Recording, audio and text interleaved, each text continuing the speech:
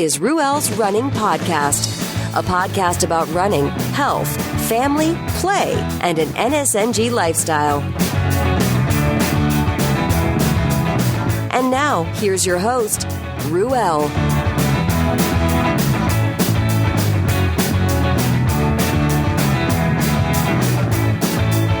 Excuse me as I rock on. That's Went Away by Dorothy Lane. Dorothy Lane out of Martinez, California. That's out of the Cut and Dry album. Check them out at dorothylanemusic.com. Yeah.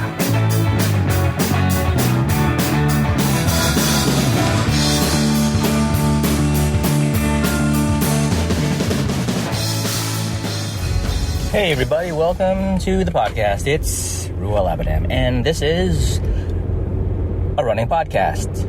A podcast not entirely about running, and most of the times these days, not really about running. I'm not running that much these days. That's my update. So now we've gotten running out of the way. I'm just kidding. What's going on, guys? How are you doing? If you are a new listener, yes, as Anna says in the intro, it's basically a variety show, and yeah, you know, why not? It's been that way forever.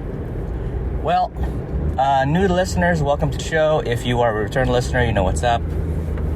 I hope you all are doing well, and I thank you for tuning in, and I thank you for subscribing. And I know at the end of the podcast, you would have learned nothing. You would have taken away nothing, and you would not be a better person of it because of it. And that is why I thank you from the bottom of my heart and the bottom of my shoes. Okay, what's going on? I believe, let's go do this. Start date, June 1st, 2020. Now, when this releases, it will be later. So you'll be listening to this at some point and saying, "What the F, Rue? This isn't up to date." It is up to date as I speak. It is. But it's been this way for a while, and I'm okay with it. So I'm hoping by the time this is listened to, we can look back. You know, it gives the opportunity to look back and say, "Wow, I remember when that happened in the world." What am I talking about? Well, there's protests that need to happen, but there's looting that doesn't need to happen all over the place. And, you know, then they're two separate things, right? But the news is making it out to be, you know, connected, right? At least that's my sort of take on it. You know, you don't have to accept what I said, because what do I know?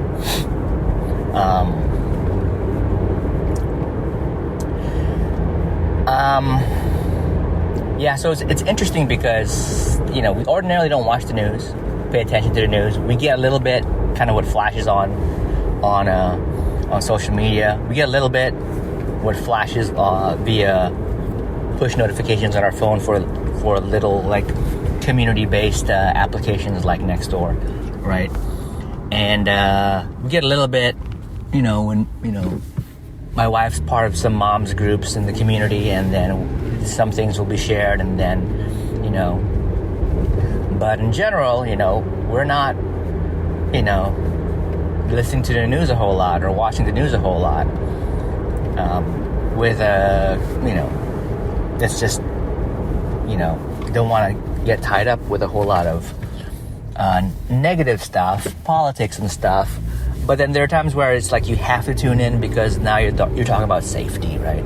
And what we started to pay attention to, and you know, we're not on top of it, but was the fact that, you know, should rioters and looters make their way into neighborhoods, into suburbs, whatever, you know, we need to take precautions. And so I built a moat around the home. I've got landmines, and I've got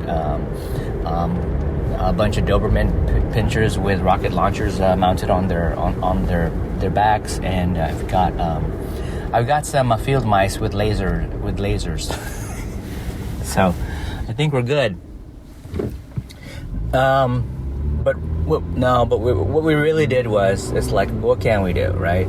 It's going to play out however it needs to play out. Unfortunately, we're not situated right next to like these businesses that have gotten hit pretty bad, like the Walmarts and the Targets and any sort of big store, that has a lot of nice variety of products that any looter would love to get their hands on. So we're not nearby any one of those things, and so in my thinking, in my criminal mind, if you were to come into my neighborhood, then you're choosing to go deep into a neighborhood, a residential area, to cause your chaos. But at the same time, you're sort of like backing yourself up into a corner, right? So if you need to get away, then now you sort of have to navigate your way throughout the neighborhood to get out. So let's say you come into the housing area, into the home, right? Into our area, right? You need to be prepared that homeowners are armed, right? And that as a homeowner, we're not going to count on the police, response to sort of save us, because those resources are tied up all over the place, right? Because of the chaos that's been happening with these looters and things. Now, but as a looter, you also have to realize that you might need help.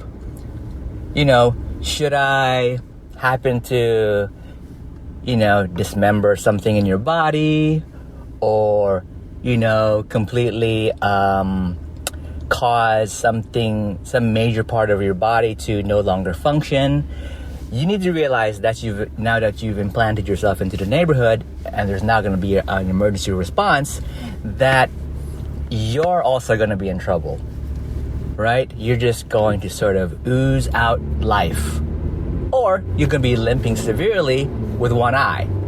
So, I'm not scared, right? I am fearful for my family, but that's just more fuel. Should anything go down,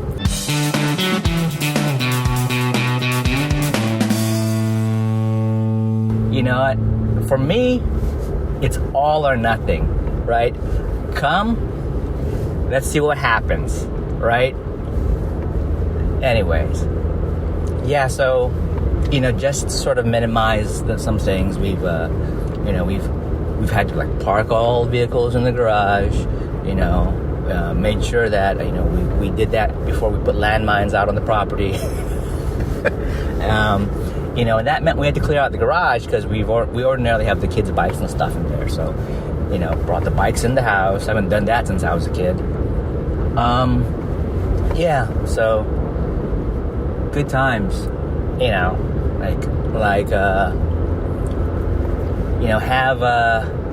it makes me want to invest in, some more hardware, if you will, and I love that stuff. I've just not spent any time focusing on it, because, having kids in the home, you're too busy sort of filling the house with toys and books, right? Yeah. And, I can't head over to the nearby Walmart, because chances are, it's shut down. I don't know. Or even looted. Who knows? But, they're the first place I'd go to get some really nifty, cheap gear. Yeah. But, my dad showed me a thing or two about what you can do with 4-inch nails.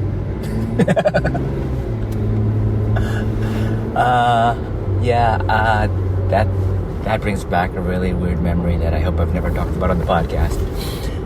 Anywho, yeah. So what's cooking, y'all? I grilled yesterday, and I grilled some beef short ribs and some pork spare ribs, a rack of ribs. Really good stuff. And it's the typical rack of ribs where I'll cut the whole rack into like 3 chunky, pieces, like maybe around about four ribs each piece, until it gets to that really small section where there's really not really ribs, just sort of like these cartilage bands of fake ribs. But I'll season that salt and pepper and smoked paprika on, meat side only, and I'll rub it in, dry rub. And then I'll put it in an Instant Pot, and I'll do a slow cook on that for about, I want to say 50 minutes. I don't want it too long because I don't want the meat to fall off the bone or the bone to come off the meat so easy, because I want to pre-cook it, but I don't want so that it's tender, but I don't want to like pulverize it in the steam. So I'll do that. Then I'll take some tongs and I'll pull the ribs out and just sort of have them rest a little bit. So by the time I grill, all I'm doing is I'm putting those ribs bone side down on the grill and letting them sort of heat up again and maybe get a little bit of a char on that backside, but not dry out the meat. It's so good. And the beef short ribs, I just do, what I call classic island style, how I grew up, and it ain't NSNG.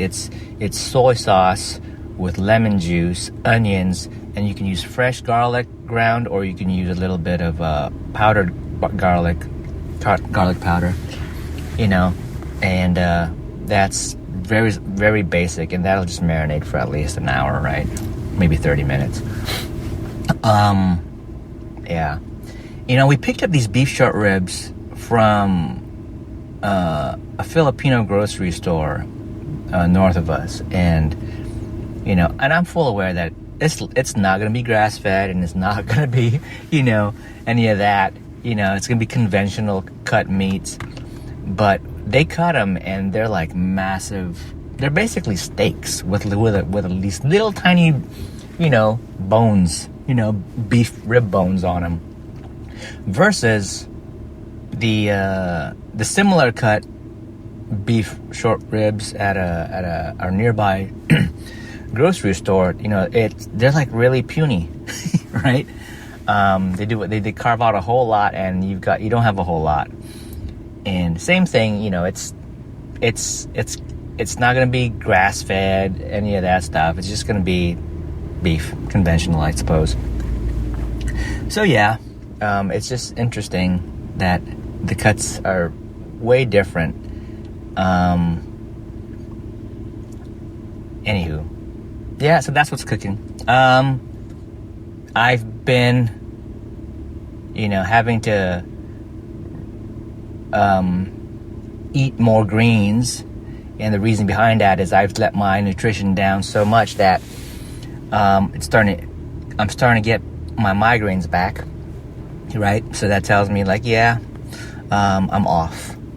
I am off inflammation wise and nutrition wise. So, and I knew years ago that when I was on regular green smoothies, that sort of opened my eyes to the fact that I could reduce my frequency or my intensity of my migraines, because my nutrition shifts. So, getting a migraine recently and feeling more susceptible to them these days, it's just that sign for me that, okay, I need to just change things up and sway things in the favor of low inflammation, because migraines suck. And, because they always start out where it impairs my vision. And if I can't see, I can't function. And then once the vision clears up, then I just have to deal with the pain, and then at that point, it just wears a whole lot out of me. It does impair my mental capacity too.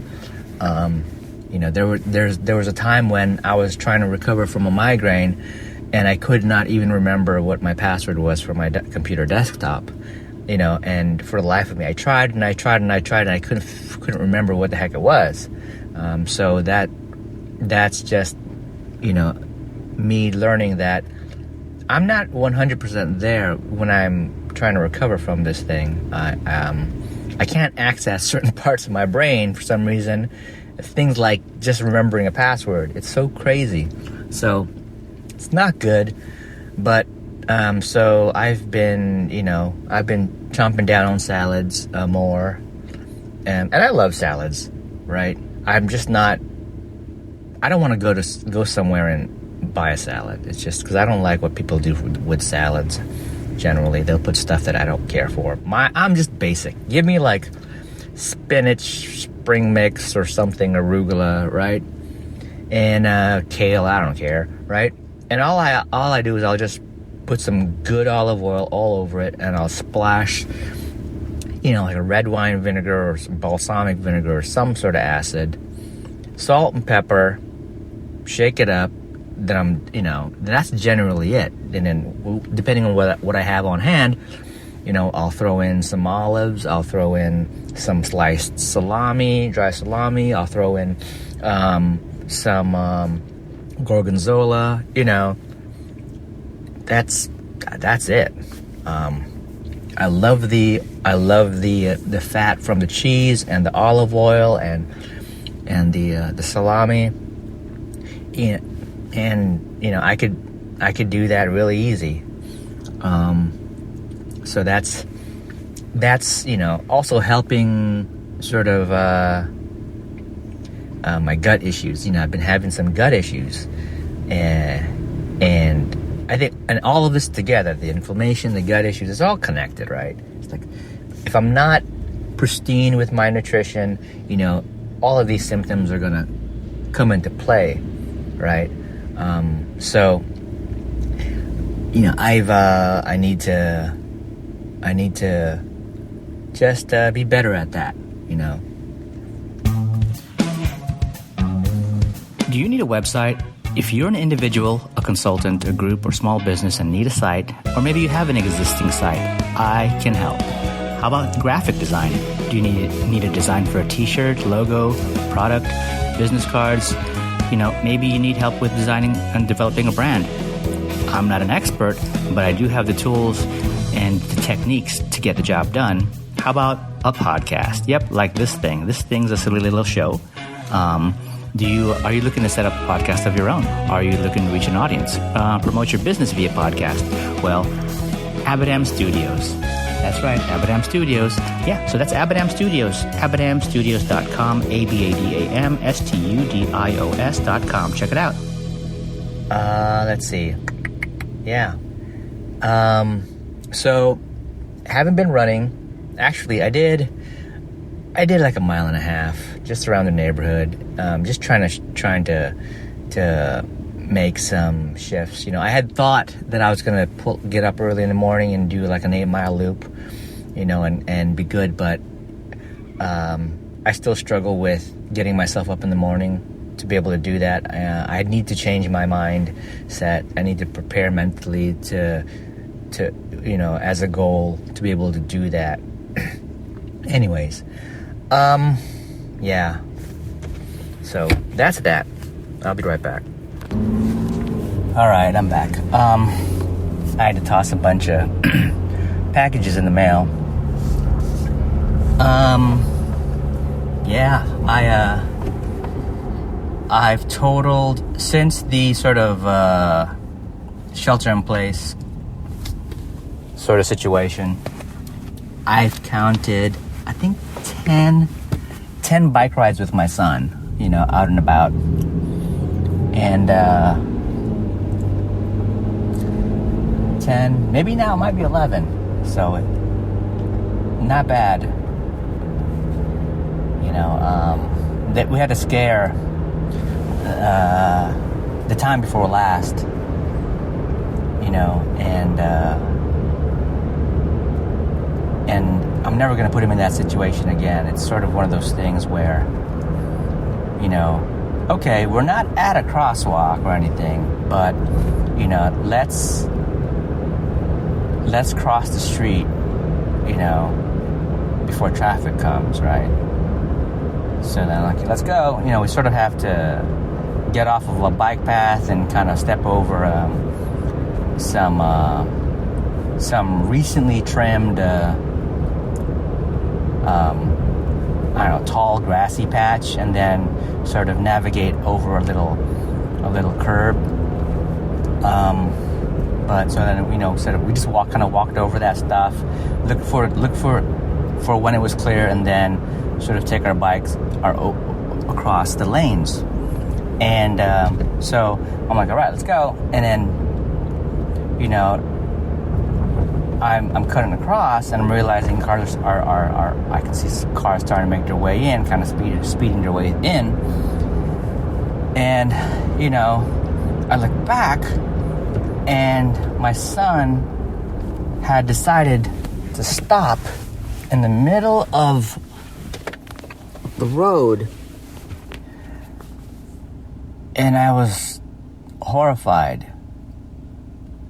Right, I was horrified, and fortunately, all the cars, see him, and they stop, and I'm like, "What are you doing?"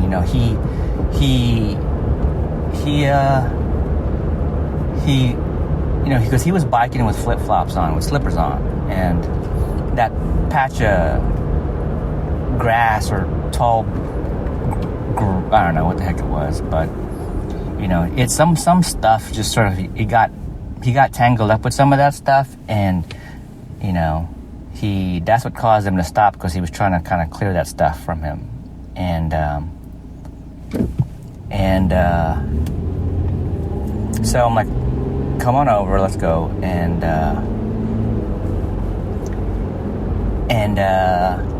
when I think about it, I know it terrifies me, right? Because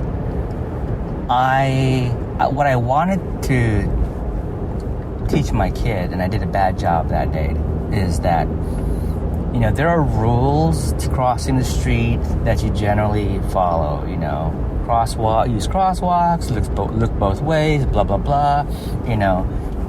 And then there's things as grown-ups where we're like, as grown-ups we make a call, based on safety's sake, like it's okay to cross the street as long as it's clear, that kind of thing, right? It isn't like, oh gosh, you got to walk a whole block down the street just to access the crosswalk, and then press the button and wait for the thing to say walk, right? Versus like, okay, I'm good here. I'll just wait for it to clear and I'll walk. I'll just simply cross the street. Why would I have to wait? Why do I have to go all the way down that way to get the crosswalk, hit the button, and then come all the way around? So, you're taught in school, basic things like the crosswalk and the lights, and then and then as parents, you're like, okay, there's that and there's this. You can have a choice as long as you know how to be safe about it. And what I didn't prepare him when I wanted to lead him across the street was that what the risk was, and how like if we don't if it isn't clear, or if it ends up, how do I say this? Eventually cars are going to speed on over, and that is the biggest risk, getting hit by those things, and they're not seeing you, and then you cause an accident, not only hurting your life, but then there's going to be a ton of property damage, because there's this whole domino effect, right? Everyone's lives are going to change, right? And it wasn't until later where I'm like, when you chose to fixate on that little twig or whatever that was on your brakes or whatever, that didn't really hinder your ability to move, get your ass out of the way, that's not what you want to do, So I felt like, it should have been like, no matter what's most important is you get your ass over. If you were to like lose a flip flop, who gives a shit? If you were to like get a severe flat at that time, who cares? Get off of the thing and then just get over, right? If you lose a hat, you just get over.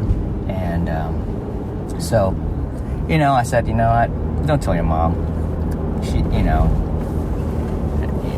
and I need you to just know that we're not going to do that ever again. But what I wanted to teach you was that, there are options in life, and this was an example. You can choose to do something like this if you're careful. It isn't always about black and white, what you learn in school, right? Sometimes when you tighten the screw, it ain't always gonna be clockwise, right? Sometimes they tighten counterclockwise. Yeah. Sometimes when you wash your hands, it ain't with warm water, it's just cold water. And sometimes when you soap your hands, to wash your hands, sometimes it ain't for 30 seconds. Sometimes, it's not black and white. Just, yeah.